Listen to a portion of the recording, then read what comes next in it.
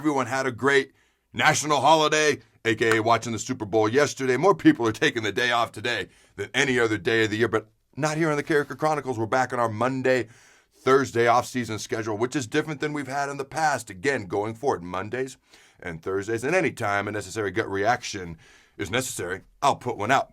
Here's my quick final thoughts on Zac Taylor, the great coaching job that he's done in my very, very biased and unobjective opinion, but I try to be unbiased and objective because you look at the Bengals. A couple years ago, they had the worst record in the entire NFL. Okay, when I played, their nickname was the Bungles. Not a compliment. So they've gone from that to 3 points away from a Super Bowl championship. All right, 31 years. You probably heard this before. 31 years it had been since they had won an NFL playoff game, and since 1988, since they had played in a Super Bowl.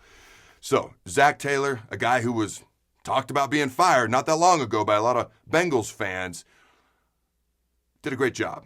I mean, he really did. He did a phenomenal job. A lot of that is coaching. A lot of that is identifying talent, because a lot of people are like, Adam, it was Joe Burrow. Well, he's clearly the most valuable player on that team. And he's clearly going to be one of the top quarterbacks in the NFL, and he clearly had a big impact on this season, no doubt about that. But part of coaching is identifying talent. How many can't miss, and I've talked about this before, how many can't miss prospects have there been from going from high school to college to the NFL, and how many of those guys actually miss? Okay, it happens. All right. Identifying talent is a huge part of coaching, and some coaches are better at it than others. Here's the other thing. The Bengals are incredibly young. Incredibly young. They will be back. There's no doubt about it. I will make one fairly safe prediction. I do think that the Bengals are going to draft some offensive linemen. You know, maybe their next 42,000 picks in a row are all going to be offensive linemen. Or at least, if honestly, okay, I know there was a joke, but seriously, my first, second, and third round picks, if I'm Zac Taylor, would all be offensive linemen in this upcoming draft. 9 sacks they gave up to the Titans in a Super Bowl, in a playoff game, and a Super Bowl record 7 sacks they gave up to the Rams. But here's how this ties into Nebraska football. I interviewed Zac Taylor about 6 weeks ago now. Okay.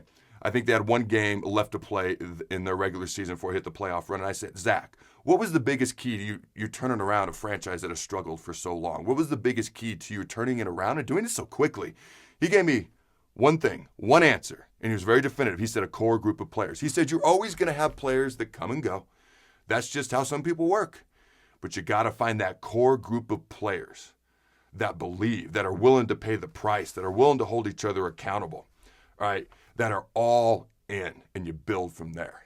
So it got me thinking, who are Nebraska's core group of players? Who are they right now? Who could they potentially be? Who could become a core player for Coach Scott Frost to lean on and depend on, and to help lead this team, and to hold their teammates accountable, and to lay everything they've got on the line each and every day? Now, what is a core player? First of all, my definition is a little bit different. I kind of just gave it. Now, some people might say, well, starters. No, to me, it's not just a starter. It's more than being a starter. It is busting your butt. And it's not just busting your butt, because that's an expectation that I have. Everybody should bust their butt. All right, if you're a guy who's on scout team every day for 4.5 years, you should be busting your butt. Okay, and I respect those guys sometimes as much or more than anybody else. To me, it's guys who are blood, sweat, and tears, leaving it out on the field. Guys who are holding each other accountable. Guys who do contribute on the field. You don't necessarily have to be a starter. You can be in the nickel package, a rotation in the 2 deep. I've viewed guys in the 2 deep before as leaders or core players on teams I've been on. So most teams have anywhere from 10 to 15 core players, because I'm a little bit more picky on who I consider a core player. If you're a bad team, you might have 5. If you're a really good team, you might have 17, 18. I don't know. But let's talk about Nebraska's core group of players. So when I first sat down, I just wrote down just about any name I could think of, and I don't know if you can see that. There was 32 names. So we got to narrow that down just a smidge. So here are the core group of players. And I wasn't looking for a specific number. I wasn't looking, hey, let's go 5 offense, 5D, let's get to 10. No, I just wrote down who I thought it was. Like, these are Nebraska's core group of players on defense right now, on offense, and total as a team.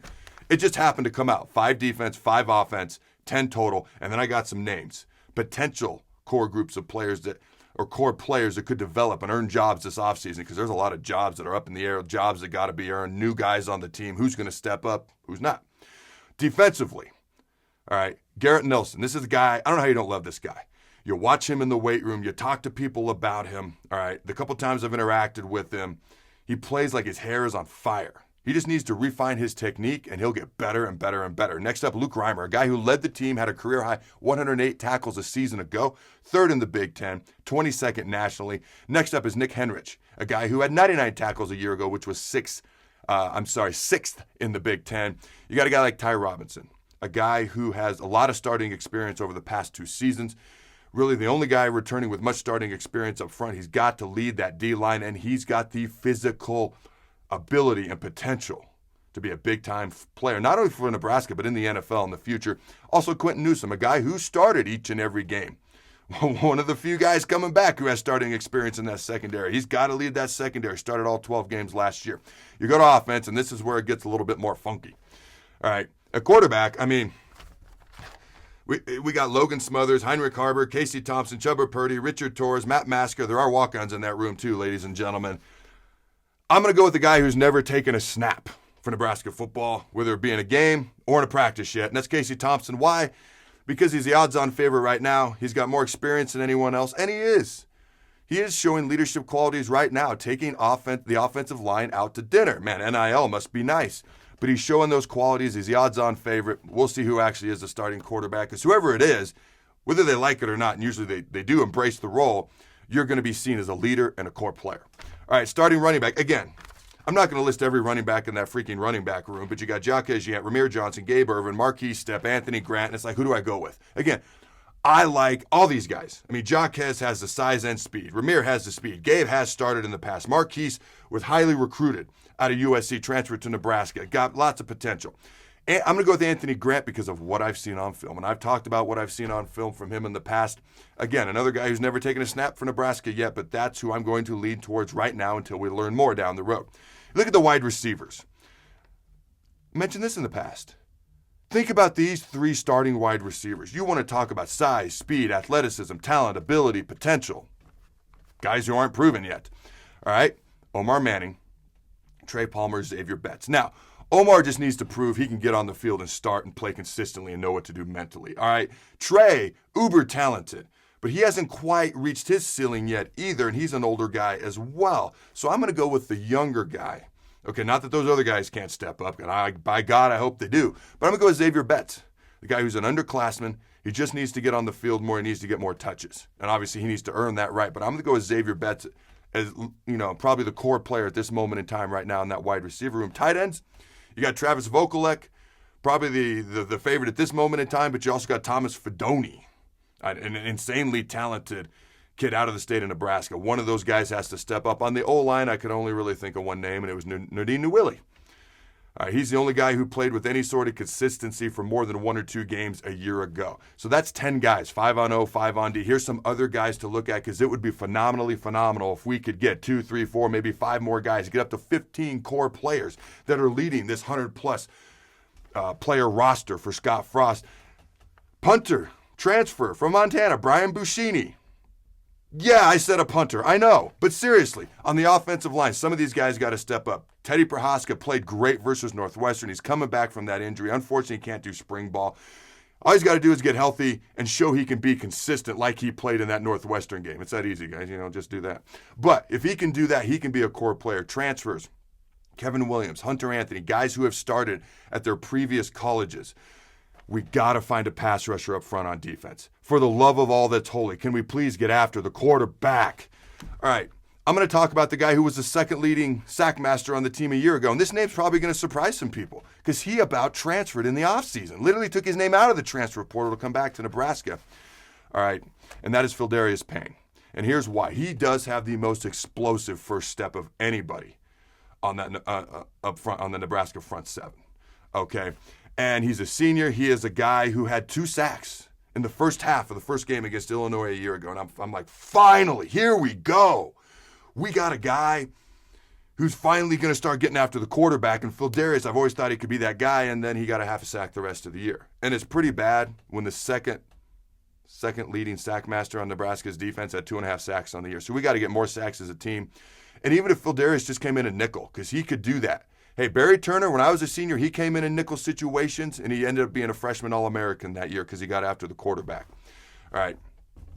Caleb Tanner, That's another guy. Uber talented, highly recruited, passed up SEC schools on signing day to grab the Nebraska hat, shocked everybody. I've been rooting for this guy since he got here.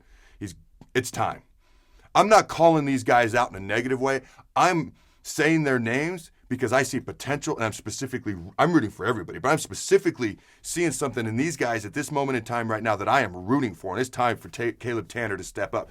The rest of that D-line, a lot of guys are gone. Damian Daniels went to the NFL. Ben Stilley ran out of eligibility, as it happens to folks sometimes. Nash Hutmaker, Casey Rogers, they got to step up.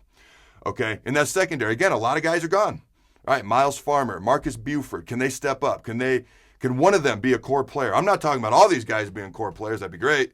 But can some of these guys step up? Maybe 5 of the guys that I'm talking about at this point. Isaac Gifford is another player on that defense who, when JoJo Domann went down the last 2 games, played a ton in that JoJo Domann hybrid role. All right, I'm going to bring up 3 names again that I brought up earlier just based off of freaking talent alone. All right, and that is Omar Manning, Thomas Fidoni, and Jacques Hegian. They are too talented not to contribute more. And Thomas is, he's a younger guy, and he's coming off an injury. Jacques is younger too, but he saw time last year. Okay, special teams. I don't know if you heard, we weren't very good at special teams last year. Breaking news. Trey Palmer, punt return, kick return for touchdowns in the past. We need core players on special teams because I don't know if you know, it's a third of the game too. Might cost you a game here and there. Ask the Huskers or the 49ers. All right, Anthony Grant, the JUCO running back, has also returned kicks successfully and been very good at it in the past. And, if we could find someone who can maybe, make extra points, maybe a field goal here and there, transfer kicker Timmy Bleekrode is another guy to keep your eye on. Let me know, folks. Let me know if there's somebody I left out. Let me know if I overrated somebody. Let me know if you disagree. Let me know your thoughts. Smash that like button for this video. Leave a comment below. It always helps the show go Big Red. And always remember,